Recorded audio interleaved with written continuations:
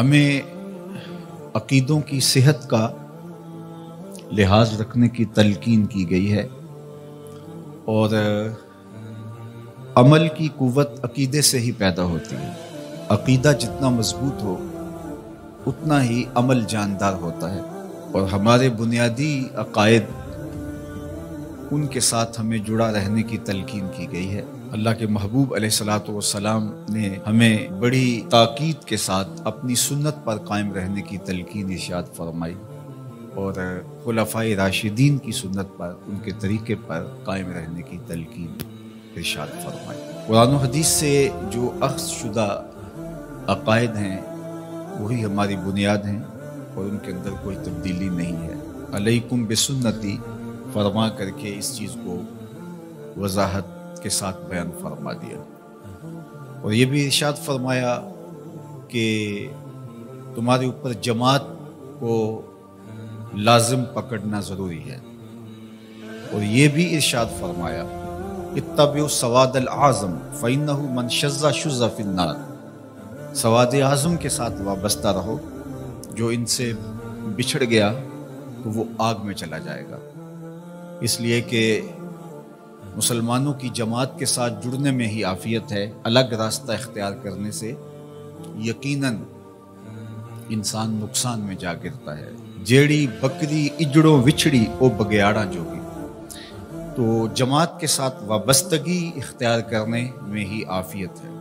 اور اس وقت تشدد، افتراق اور جو نظریاتی انتشار پیدا ہو گیا ہے، میں آپ کو عرض کرنا چاہوں گا کہ معتدل عقیدے پہ قائم رہیے، ہمیشہ تشدد سے اپنے آپ کو بچائیے، اور دوسرا ادب کے دامن کو کبھی بھی نہ چھوڑیے گا۔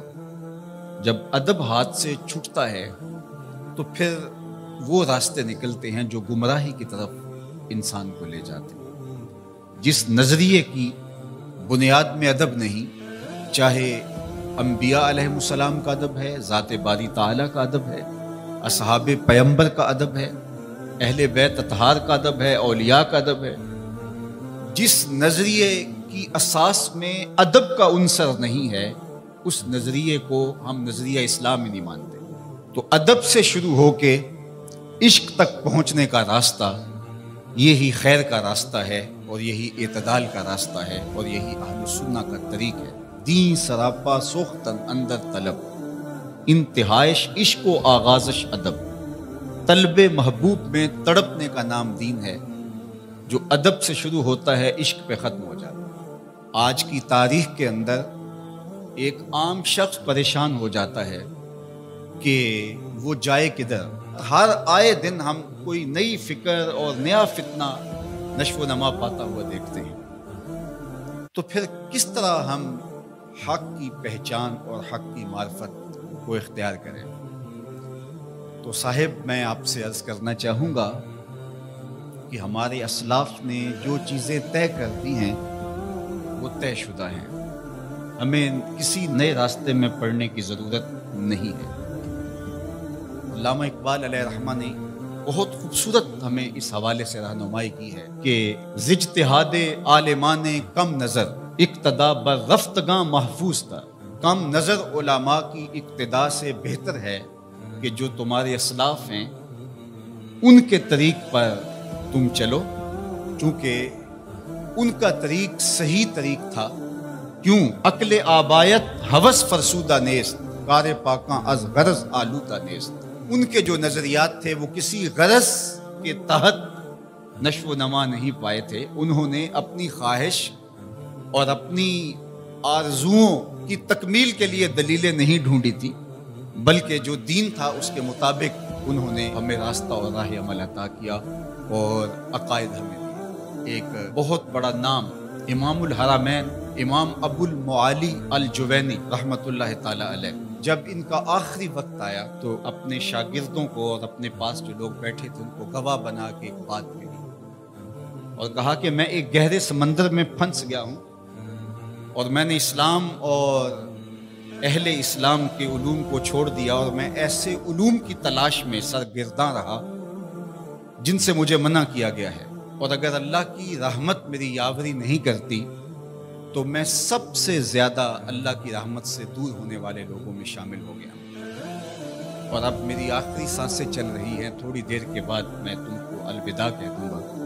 تو امام الحرمین امام جوینی نے کہا کہ تم سب گواہ بن جاؤ، میں اپنی بوڑھی ماں اور نیشا پور کی بوڑھی عورتوں کے دین پہ اپنی جان دے رہا ہوں۔ میرا وہی عقیدہ ہے جو نیشا پور کی بوڑھی عورتوں کا ہے، میرا وہی عقیدہ ہے جو میری بوڑھی ماں کا عقیدہ ہے۔ عقل آبایت ہوس فرسودہ نیست، کار پاکاں از غرض آلودہ نیست۔ تمہارے آبا و اجداد کی عقل ہوس سے پاک تھی، اور غرض اور لالچ کی بنیاد پر انہوں نے عقیدوں کا کاروبار نہیں کیا، بلکہ ان کا وہی عقیدہ تھا جو شریعت کے ماخذ سے پھوٹتا ہوا دکھائی دیتا ہے۔ تو آج میں بھی اپنی بوڑھی ماں کے عقیدے کا اظہار کرنا چاہتا ہوں، اس ماں کو جس نے لوریاں دیتے ہوئے مجھے عقیدہ پڑھایا تھا کہ میں صدقے پاک محمد تو جڑا نانا حسن حسین دائے، تو ہم اسی عقیدے کے ساتھ کھڑے ہیں۔ میں 94 برس کے اس بوڑھے باپ کے عقیدے کا اظہار کر رہا ہوں کہ جس نے ہمیں لوریاں دیتے ہوئے یہ عقیدہ دیا تھا، ملدا نہیں محمد ورگا ساری وچ خدائی، اس تصویر نورانی وچوں غیراں رمز نہیں پائی۔ تو ہمارا عقیدہ ہمارے اسلاف کا عقیدہ ہے، صحابہ کے حوالے سے ہو، اہل بیت کے حوالے سے ہو۔ تو آئیے اس زمانے کے اندر ہم اپنے اس عقیدے کا اظہار کرتے ہیں کہ ہم صحابہ کے در کے بھی غلام ہیں اور اہل بیت کی چوکٹ کے بھی نوکر ہیں۔ تو ہمیں اپنے عقیدوں کو اپنے ماضی کے ساتھ جوڑنا پڑے گا، اور کال اور عقول اور اس دور کے فتنوں سے بچ کر کے ہمیں اپنے آبا و اجداد سے، اپنے بزرگوں سے، اپنے اسلاف سے جڑنا پڑے گا۔ فکر شاں ریست ہمیں باریک تر، ورے شاں با مصطفیٰ نزدیک تر۔ اقبال کہتے ہیں ان کی فکر جو تھی وہ اس نے نور لیا تھا حضور کی دہلیز سے، اور ان کا ورع اور ان کا تقوی حضور علیہ السلام کی ذات سے مستنیر تھا۔ لہٰذا اگر ہم ان کے ساتھ جڑ جاتے ہیں تو ہمیں خیریت، ہمیں عافیت، ہمیں روشنی، ہمیں نور نصیب ہوگا۔ تو اپنے عقائد کو اپنے اسلاف کی مطابقت کے اندر ڈھالنے کی ہمیں کوشش کرنی چاہیے، کیونکہ نجات کا دار و مدار اسی پر ہے۔